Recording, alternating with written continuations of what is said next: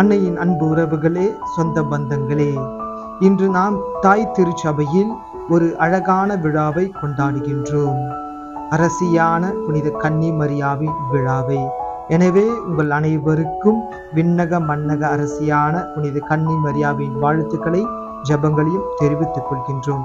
அன்பானவர்களே, இங்கு நமக்கு ஒரு கேள்விகள் எழலாம். அன்னை மரியாவை நாம் ஏன் அரசி என்று அழைக்கின்றோம்?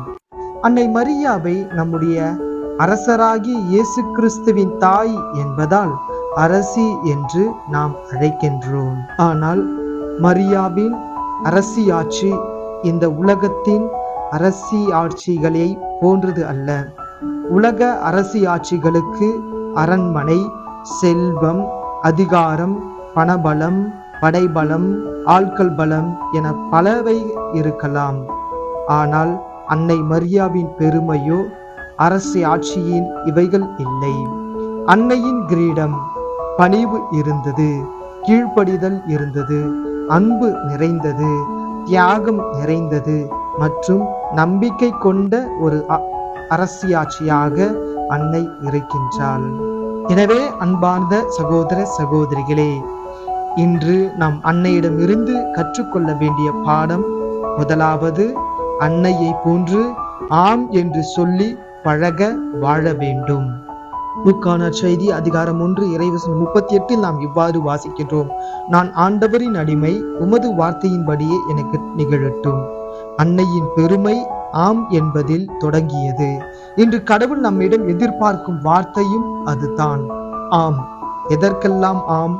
மன்னிப்புக்கு ஆம், பொறுமைக்கு ஆம், தியாகத்திற்கு ஆம், சேவைக்கு ஆம், அன்புக்கு ஆம், கடவுளுடைய திருவுளத்திற்கு ஆம் என்று சொல்லி நாம் வாழ வேண்டும். உண்மையான பெருமையும் கடவுளின் கீழ்ப்படிவதல் ஆம் என்பதில் தான் தொடங்குகிறது. எனவே ஆம் என்று சொல்லி நாம் வாழ முற்படுவோம். இரண்டாவது படிப்பினையாக அன்னை நமக்கு கற்றுக் கொடுப்பது பணிவின் கிரீடம்.